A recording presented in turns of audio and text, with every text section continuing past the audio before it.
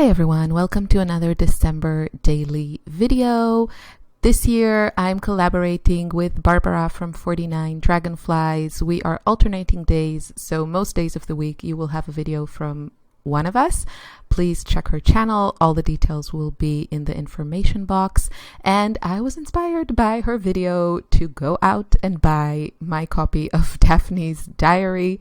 If you're not familiar, it's a magazine. It has a very specific kind of aesthetics, and I really like it. I want to say I don't think I've ever actually read one of the articles, but their illustration and graphic design are always top-notch, and I think they're fantastic for junk journaling, especially if you can get your hands on some used ones. That's what I'll be trying to do. I have looked on Etsy, but they're really expensive, so I don't think I'll be getting those. But yeah. Anyway, so I tore out a couple of pages from the December edition or their holiday edition or whatever. You can see that hopefully in the photo, the cover of the magazine, so you'll have an easier time locating it if you're also interested. I'll also link you to a flip through of the magazine so you can see how it looks. And to make just things easier for myself, I picked out a couple of pages with images that spoke to me. This way I'm not overwhelmed with a ton of, stuff and pages and everything. It's quite a thick magazine. So I picked this cute cat, even though he's a little bit more autumny than wintry or Christmassy. I thought it was appropriate. I mean, where I am in the world now in Austria, to me, it's already winter because it's so cold, but there is no snow and the ground is full of orange leaves from the fall. So I do think it is, suitable for the time of year. And this cat is just really cute. So what I'm going to show you in this video is just a couple of pages, how I created them using the bits that I cut from the magazine. I think using magazine is a good way to get your money's worth because, you can use the pages as they are for just junk journal pages, just tear them out, put them in your journal. But you can also search for these kind of special images that are, like embellishments, and you can really get a lot of use out of such a magazine, especially in my opinion, the Daphne diary ones, because they're so full of these beautiful graphics and illustrations. So I'm just picking out a page that I think would work well with my little teacup. This is the style that I live for, this type of illustrations that has a little bit of pencil or a little bit of pen work, but it's mostly watercolor stains. That's so my thing. So this really, really goes well with my personal aesthetics. And if you haven't seen my how to create a collage video, I highly recommend that you do that because I break down my process a little bit more. And here I'm kind of using the same ideas and concepts from that video that I talk about, and just building my collage. So I thought a nice round shape would look good behind this, and I'm just looking behind the teapot, and I'm just looking through my doilies. I want to give a shout out to Nicole Jones 911. I think I started watching her like years and years and years ago when scrapbooking videos were kind of new on YouTube and there weren't a lot of channels.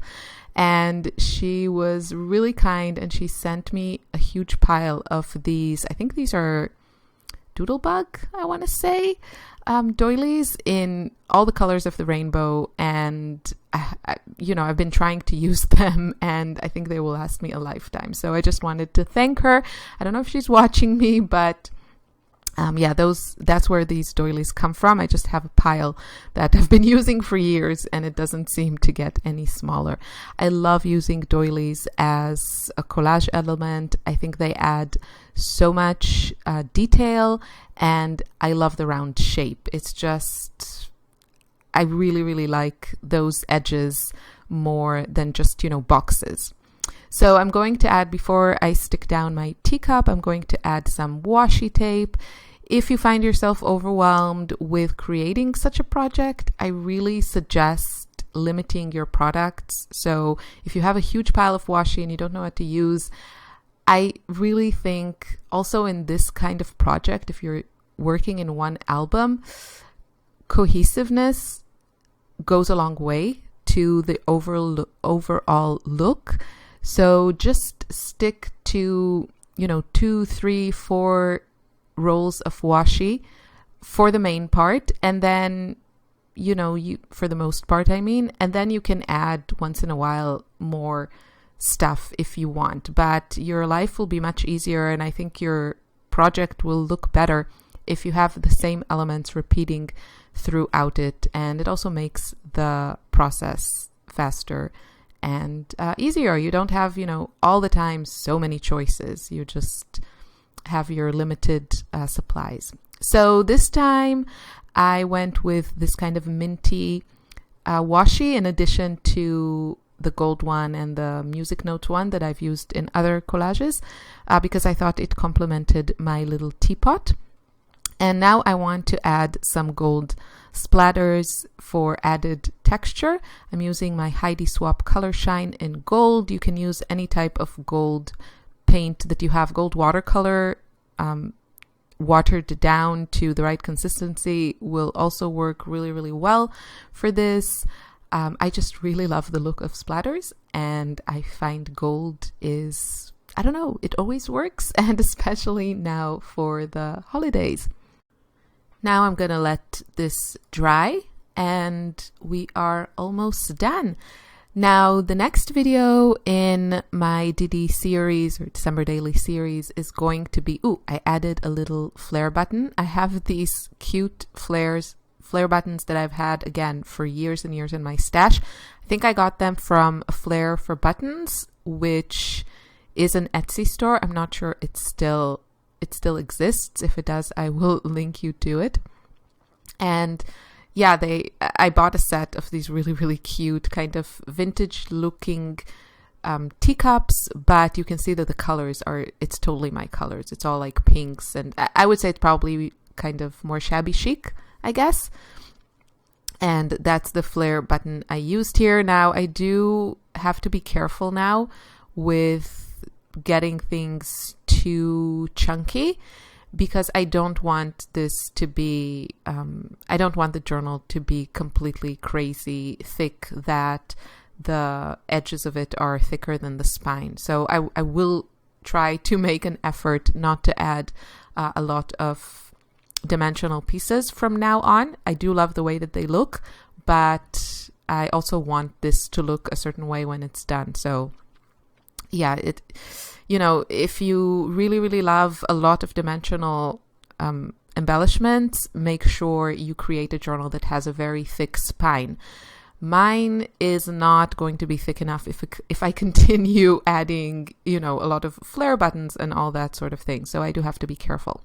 Now, the next video coming up this week, I'm going to show you how I added some photos, and probably also talk a little bit about ways that help me stay on track with this kind of project. And I'm approaching this in several different ways, and I'll talk more about that in the next videos. The sticker sheet that I showed you before is from the Sticky Club kit for, I want to say, November, I think. One of their kits is holiday themed. It's really lovely. My only issue with it is that a lot of the stickers have a clear backing or like a clear base, which with a junk journal can be a challenge because my pages have a lot of pattern on them. So we'll see how I make it work. I really want to use them because they're really, really cute, and they're all flat, so it should work well in this journal. And yeah, now I'm gonna add the cat to a page, and this one is going to be a lot simpler actually than the one I made with the teacup. I'm just using a little journaling card that I got in my stationery bento box, and yeah, you'll see me adding a photo and some journaling in the next video to this page, and maybe another cat sticker, because one cannot have too many cat stickers in their journals. Anyway, I would love to hear from you in the comments if you're doing a December daily, if you are caught up, how are you feeling about the project? Is it working for you? Is it fun? Do you feel overwhelmed? Are you struggling to catch up?